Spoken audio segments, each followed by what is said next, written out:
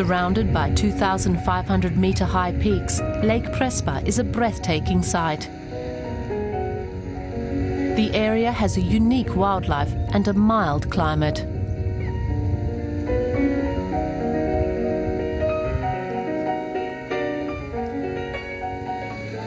The Stefanovskis live on the Macedonian side of the lake.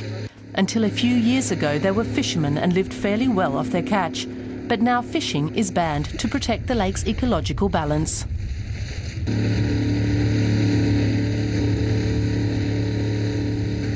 Plenty of people still fish here despite the ban, risking fines or even prison sentences. They say to watch out so the police don't see you. This man says they confiscated his expensive nets just yesterday. Alexander Stefanovski is an angry man. Ever since he stopped fishing, he's been jobless. We're in one of the world's most beautiful areas, and yet we can't earn a living. The government talks about protecting the environment, but who's protecting us, the people? There's no infrastructure for tourism, and ever since the fishing ban, we're practically destitute. The rules change depending on where you live. Only a few hundred metres away, on the Albanian side, fishing is still permitted. One chief advocate of the move to protect Lake Prespa's environment is the mayor of Lemos, on the Greek shore. Vasileios Tsepas grew up here and still can't get enough of life beside the lake.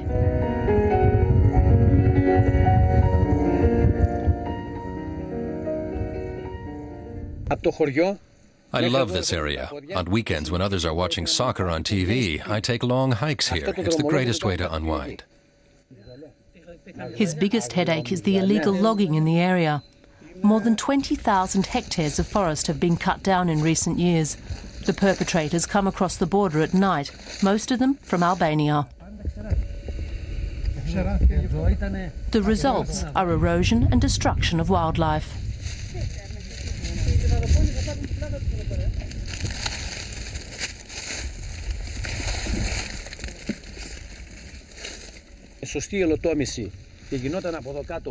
Look at what the thieves do. Everything destroyed, everything dead.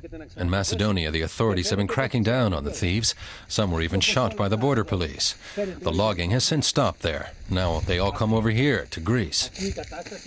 The criminals from Albania even blow up old communist-era bunkers to sell the steel. Vasileios Tsepas asks a local what he knows about the illegal loggers. The man answers that they're poor people who need the wood for heating.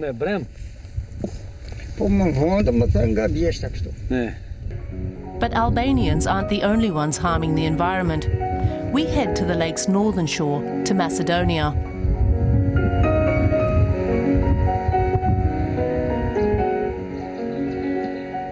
Here we see that the water levels have fallen alarmingly. Lupcho Kulumjesk has recorded the levels on the wall of his house.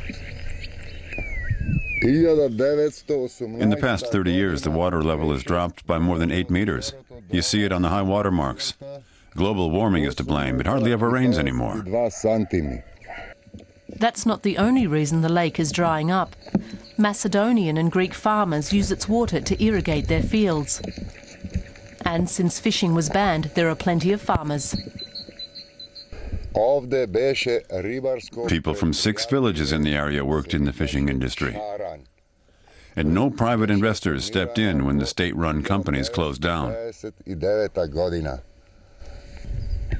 Lupcho Kulumjesk now makes money by poaching.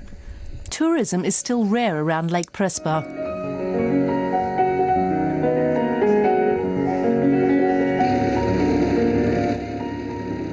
Violetta and Alexandra Stefanovski want to attract more guests. They show us their favourite island, Golongrad, an enchanting place where people were already living 2,500 years ago. How much longer will it take before tourists discover this natural pearl?